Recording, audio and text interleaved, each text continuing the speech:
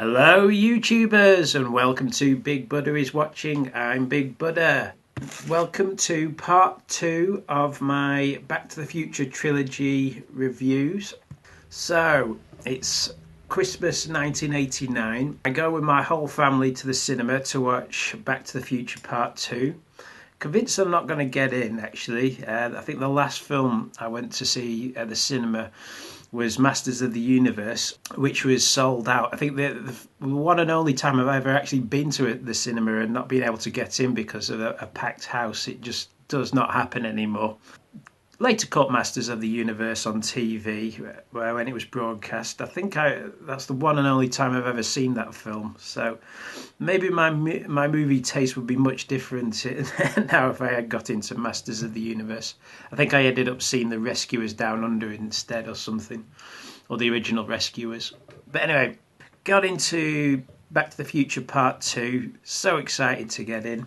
And what a strange, bizarre, informative, fun, enjoyable and slightly frustrating experience it was. Back to the Future Part 2. The tradition in 80s cinemas was, if a film was a success, to do a sequel, but the sequels were always sort of rehashes of the original. You know, they always just kind of, in many cases, lifted the plot wholesale from the first film. An example purely at random would be Home Alone 2, which, although it shifts the setting from a home to the Big Apple, to all intents and purposes, it's the same film. It copies the same beats, beat for beat, throughout.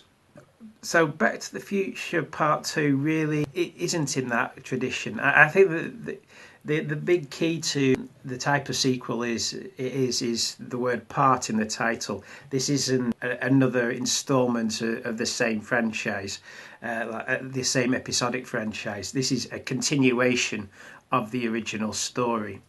Bob Zemeckis and Bob Gale actually said that they never intended to do a sequel, which seems odd, as the final scene of the film seems the most sequel baity thing you could possibly imagine.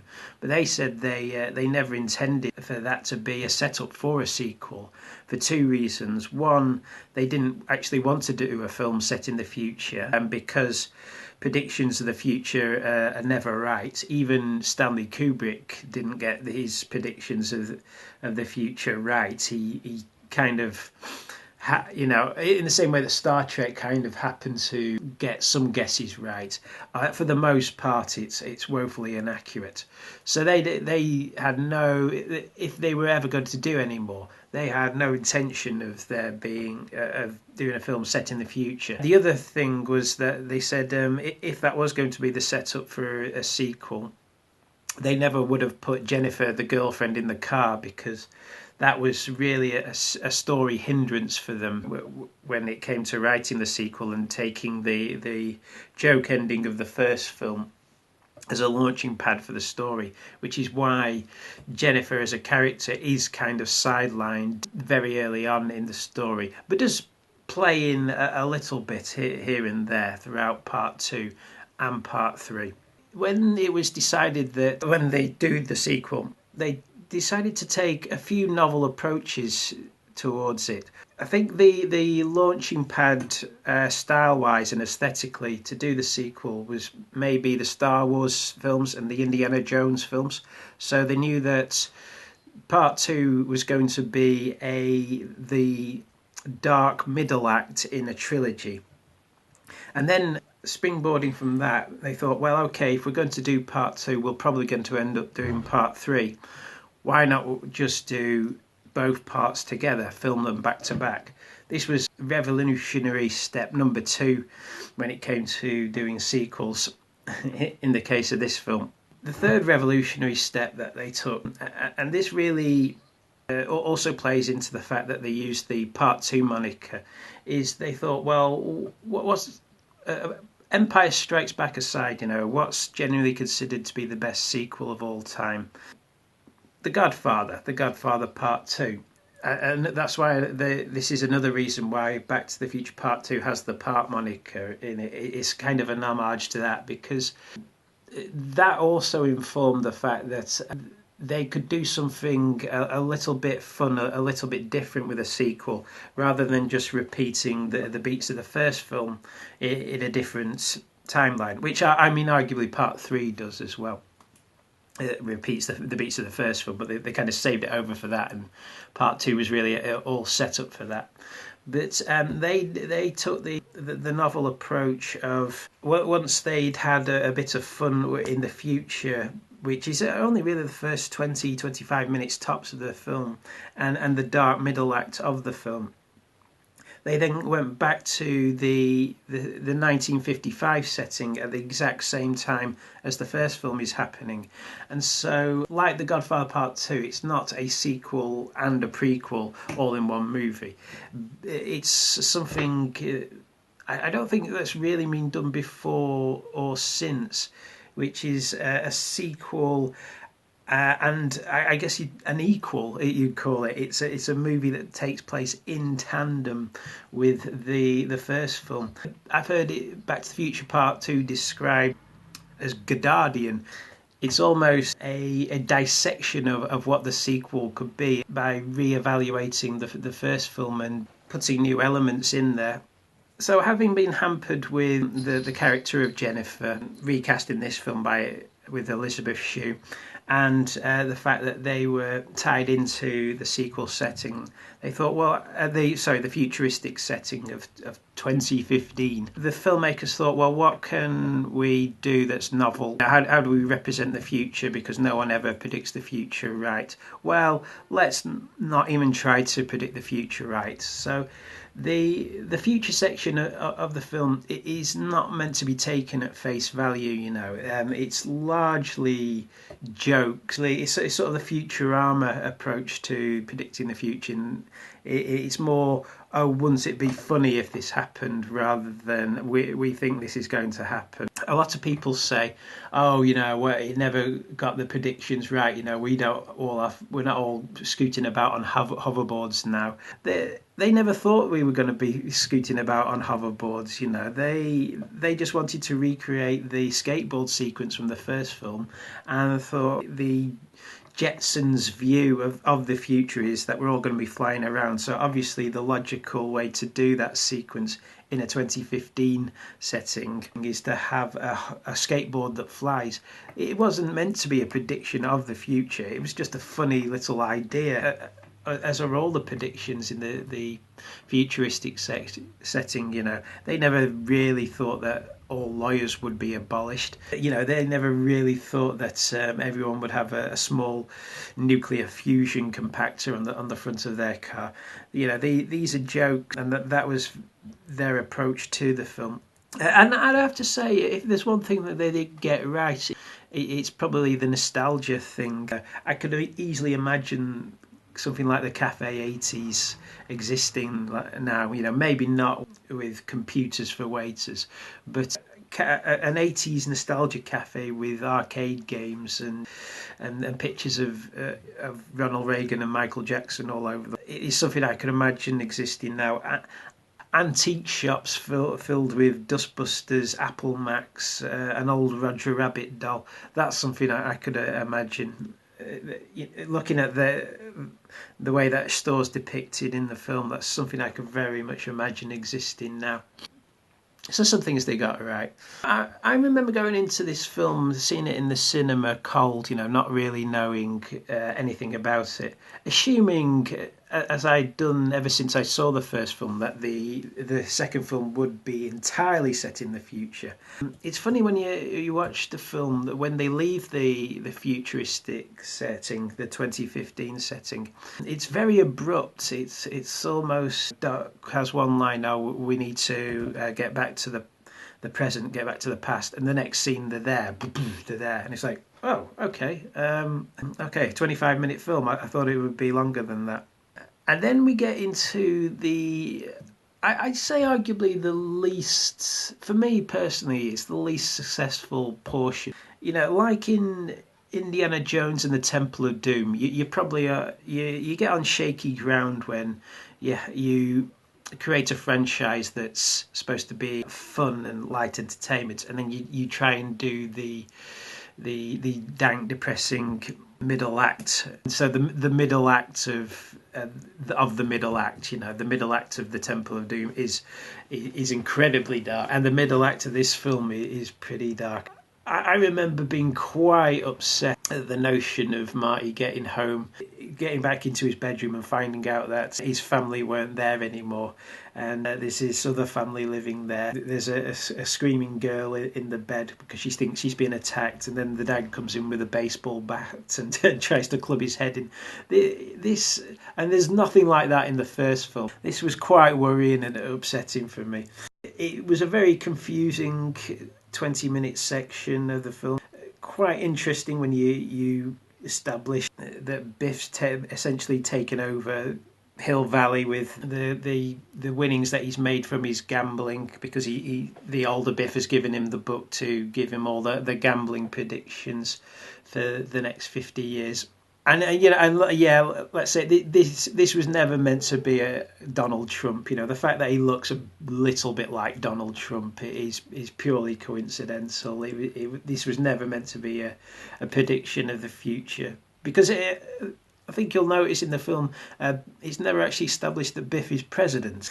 He's just a very rich man. It takes on a darker hue, a darker tone than anything that happened in the first film, but what saves it slightly or redeems it slightly, once you establish that George McFly is dead, and in this reality the Doc has been committed because he's insane.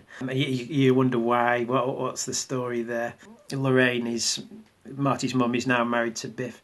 Well, once it's been established that they're now in an alternate 1985, an alternate timeline, then I remember getting slightly more back on track with the film and thinking, okay, well that's an interesting idea. So where do they go from here? And of course, the notion of going back to 1955 and having the rest of the story take place in tandem with the first film is the saving grace of this film. It was the revolutionary idea that hasn't really been done before us since in film, and is easily the most fun section of the film. You think the futuristic setting is going to be the most fun section. It wasn't the original idea. The original idea with the sequel was that they were going to do the 60s, funnily enough. The original idea was that the final act of the film was going to take place in 1968, be the hippie movement, the civil rights movement going on, and Lorraine would be very politicised. And I think the Crispin Glover turning down the sequels maybe played into that, because I think maybe he was going to play more into that if that was going to be the story. That was going to be the third act of the film, and then they had a rethink and thought, actually, this might be a fun idea to go back into the first film. And it is a fun idea because, like I say, it takes on an almost Jean-Luc Godard approach to the material, when you have Marty running into himself or hiding from himself, and you have scenes from the first film, scenes I was very, very familiar with at this time, so I was able to see what they got right and what they got wrong. So you have scenes from the first film taking place over Marty's shoulder as he's cowering behind cars.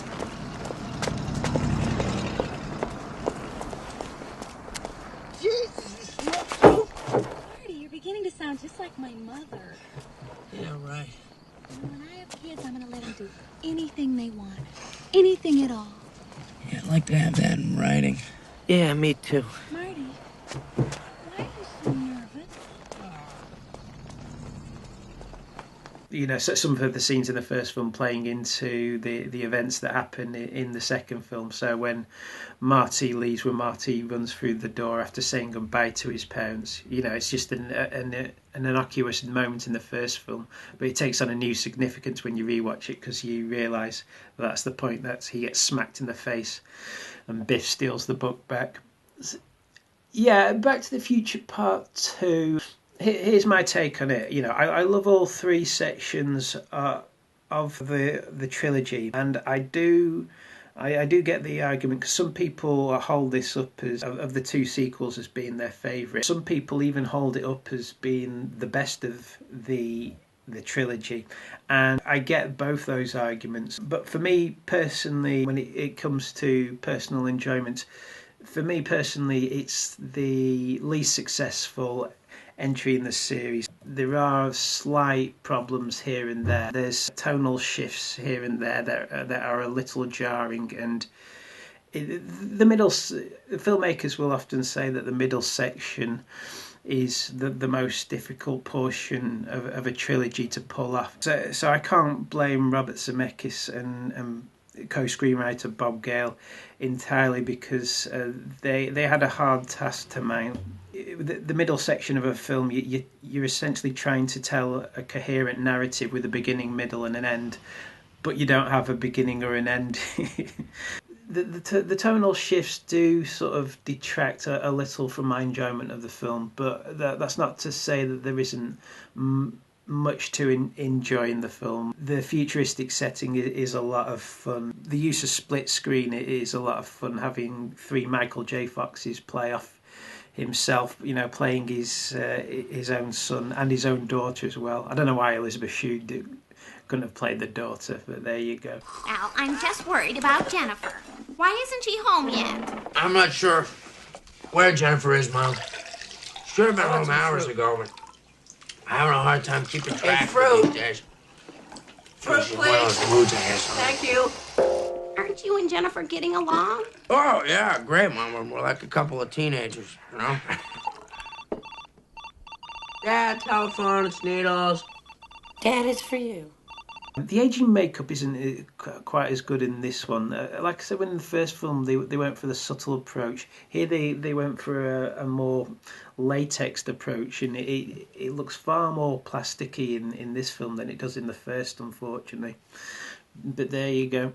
If there's a redeeming feature of part 2, it is the final act, the 1955 Redux section, which is just packed full of fun and imagination, having the set pieces in the film be reimagined versions of what was going on, or what was really going on in the first film, but from a different point of view. It really makes this film something unique, and as I've said before, something that's hadn't been tried in a sequel before and hasn't really been tried since.